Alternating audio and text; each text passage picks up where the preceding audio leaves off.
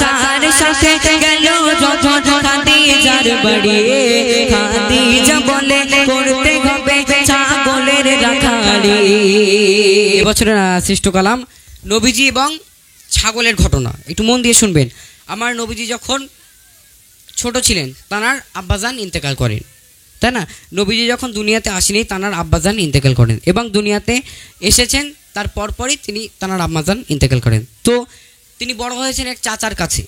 তারা যখন একটু বুদ্ধি হলো, বড় হলো, তো ভাবছে কিছুটা একটা কাজ বাজ করে খেতে হবে, এমনি এমনি তো চলবে না, কাজ বাজ করে খেতে হবে। সেই জন্য চাকরি খুঁজছে। কোথায়? মা খাদিজার বাড়ি। খুব মজাদার ঘটনা, একেবারে নতুন কালাম, একটু মন দিয়ে শুনবেন তাহলে বুঝতে পারবেন না। চলুন, দয়ার নবী এবং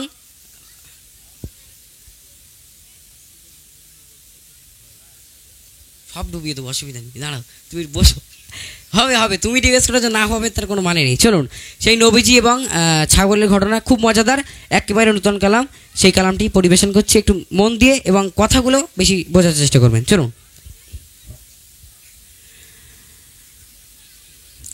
দয়ার নবীর ছোট কালের একটি ঘটনা, মা খাদিজার বাড়ি চাকরি পেতে দেবে যে পরীক্ষা।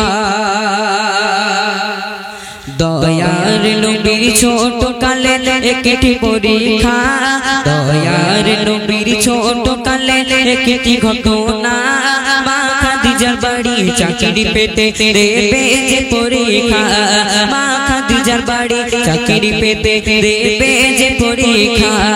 চাচার সাথে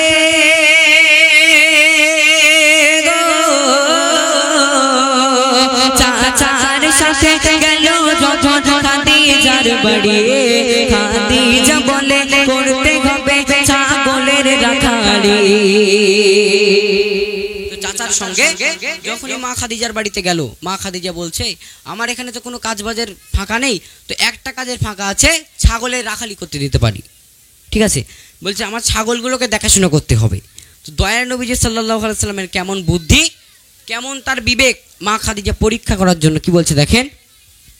কেমন তুমি সত্যবাদী নেব পরীক্ষা, আমার গোয়াল ঘরে কয়টা ছাগল গুনে বলো না। মা খাদিজা বলছে যে তুমি কেমন সত্যবাদী, আমার গোয়াল ঘরে কয়টা ছাগল তুমি একটু গুনে বলো। এখন বড় লোকদের ব্যাপার, গোয়াল ঘর, এরকম বড় জায়গায় গোয়াল ঘর, সেখানে অনেক ছাগল গুনে শেষ করা যাবে না। তো এমন টাইম দিল যেই টাইমের মধ্যে তোমাকে আমাকে এসে বলতে হবে যে এখানে কতটা ছাগল আছে। ঠিক আছে, যখনই দয়া নবী সাল্লাল্লাহু আলাইহি ওয়াসাল্লাম সেই গোয়াল ঘরে যায়, কি ঘটনা করছে দেখেন। কেমন তুমি সত্যবাদী নেব পরীক্ষা, আমার গোয়াল ঘরে কয়টা ছাগল গুনে বলো না। কেমন তুমি সত্যবাদী নেব পরীক্ষা, আমার গোয়াল ঘরে কয়টা ছাগল গুনে বলো না। দয়ার নবী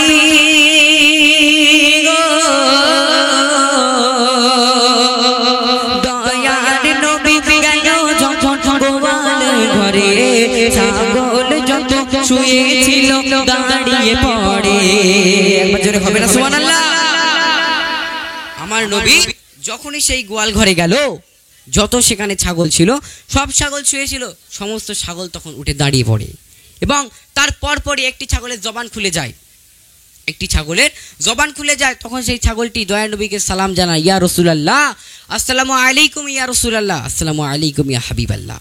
আজকে ছাগল বনের পশু হয়ে নবীকে চিনতে পারলো, আর আজকে আমরা অধম গুনাহগার নবীজির উম্মাত হয়ে নবীজির দেখানো পথে আমরা চলি না, নবীজির নামে দরুদ আমরা পড়ি না, তাই না? কবি কি লিখছেন দেখেন। নবীকে দেখে এক ছাগলের জবান খুলে যায়, দয়ার নবীকে ছাগল তখন সালাম জানায়। নবীকে দেখে এক ছাগলের জবান খুলে যায়, দয়ার নবীকে ছাগল তখন সালাম জানায়। ছাগল বলে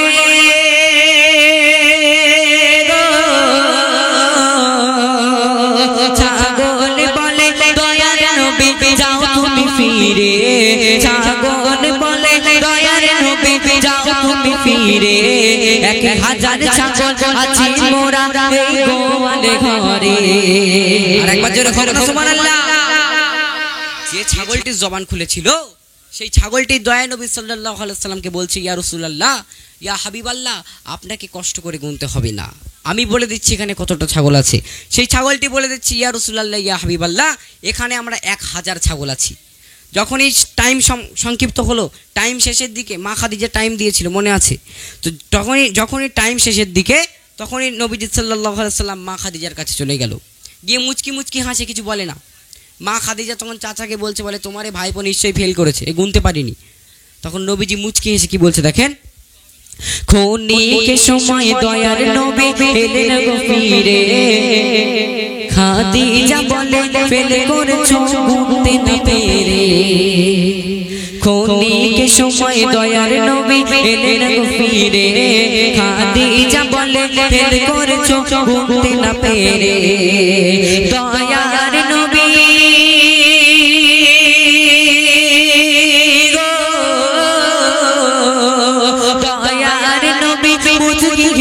খাদিজারে কয়, দয়ার নবী মুচকি হেসে খাদিজারে কয়, 1000 ছাগল আপনার গোয়াল ঘরে রয়। একটু জোরে বলা যাবে সুবহানাল্লাহ। 1000 ছাগল আপনার গোয়াল ঘরে রয়। দয়ার নবীর ছোট কালে একটি ঘটনা, মা খাদিজার বাড়ি চাকরি পেতে দেবে যে পরীক্ষা, মা খাদিজার বাড়ি চাকরি পেতে দেবে যে পরীক্ষা। চাচার সাথে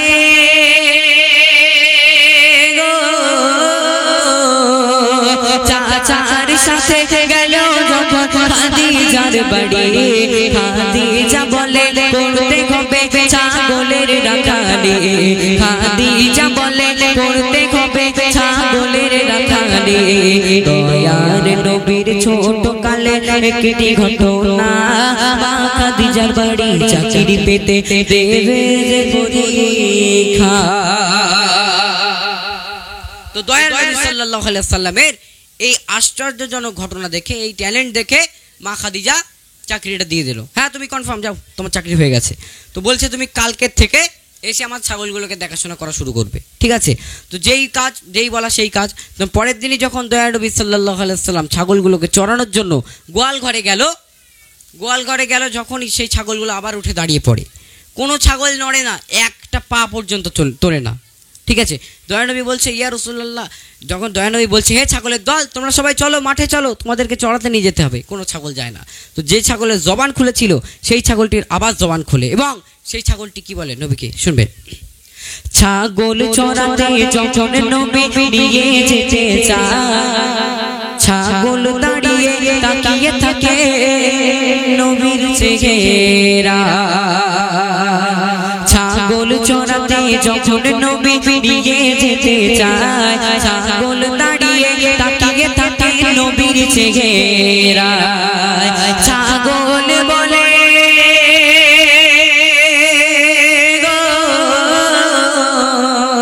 ছাগল বলে যাব না গো আমরা যে আগে, ছাগল বলে যাব না গো আমরা যে আগে, বেয়াদবি মাফ করিবে যাব আপনারই পিছে। ছাগলগুলো বলছে, যে ছাগলের জবান খুলেছিল সে ছাগলটি বলছে, ইয়া রাসূলুল্লাহ, ইয়া হাবিবাল্লাহ, আপনার আগে আগে আমরা যদি যাই, আপনি আমাদের পিছনে পিছনে, এটা বেয়াদবি হবে রাসূলুল্লাহ, আপনি আগে আগে যান, আপনার পিছনে আমরা যাব। একবার জোরে বলা যাবে সুবহানাল্লাহ? বলছি একটু জোরে বলো সুবহানাল্লাহ। সুবহানাল্লাহ বলে গোনা হবে না, একটু জোরে হোক সুবহানাল্লাহ। দয়ার নবীর ছোট কালে একটি ঘটনা, মা খাদিজার বাড়ি চাকরি পেতে দেবে যে পরীক্ষা। যখন সেই ছাগলগুলোকে নিয়ে দয়া নবী সাল্লাল্লাহু আলাইহি ওয়াসাল্লাম মাঠে চলে গেল, মাঠের মধ্যে চলে গেল, মরুভূমির মাঠ, একটু একটু ঘাস আছে আর কোথাও ছাওয়া নেই, ঠিক আছে? যখন ছাগলগুলো এক জায়গায়, অনেক ছাগল, 1000 ছাগল, কম না কিন্তু। তখন দয়া নবী সাল্লাল্লাহু আলাইহি ওয়াসাল্লাম ছাগলগুলোকে বলছে যে, হে ছাগলের দল, আমি এই বাউন্ডারি কেটে দিয়েছি, এই বাউন্ডারির বাইরে তোমরা যাবে না। তো দয়া নবীর আদেশ মোতাবেক, দয়া নবীর নির্দেশ মেনে ছাগলগুলো বাইরে আর যায় না, ছাগলগুলো সেখানেই থাকে, ঠিক আছে? আর ছাগলগুলোর যে দড়ি ছিল, ওই দড়িগুলোকে এক জায়গায় আটলা করে দয়া নবী মাথায় দিয়ে আরাম করে। এবং সেই টাইমে মরুভূমি, উত্তপ্ত রোদ, প্রচণ্ড গরম, তো এই গরম দেখে আল্লাহর আরশ কেঁপে যায়। আল্লাহর আরশ কেঁপে কি হচ্ছে তখন শুনবেন। দয়ার নবী করতো গো ছাগলের উপরে যাবে না গো তোমরা এলাকার বাহিরে। দয়ার নবী করতো গো ছাগলের উপরে যাবে না গো তোমরা এলাকার বাহিরে। এই বলিয়া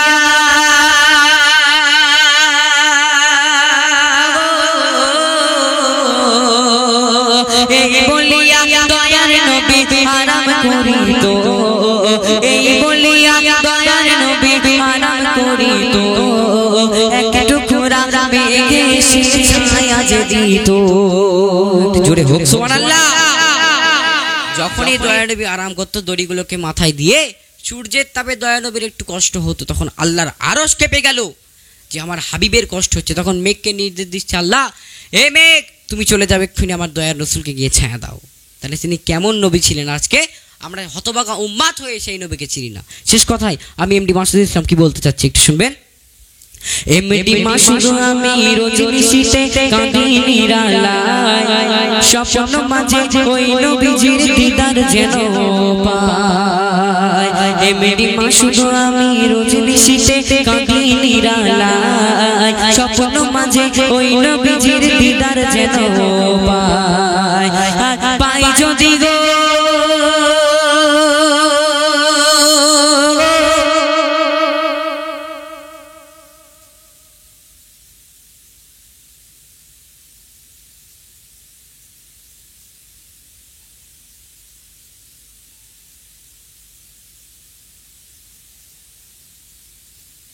হ্যালো হ্যালো হ্যালো হ্যালো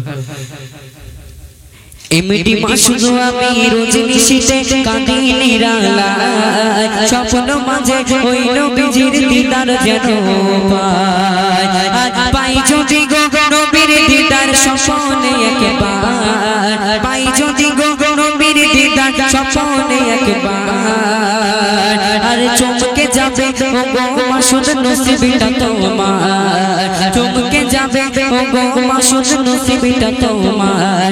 দয়ার নবীর ছোটবেলা একটি ঘটনা, মা খাদিজার বাড়ি চাকরি পেতে দেবে যে পরীক্ষা, মা খাদিজার বাড়ি চাকরি পেতে দেবে যে পরীক্ষা, মা খাদিজার বাড়ি চাকরি পেতে দেবে যে পরীক্ষা।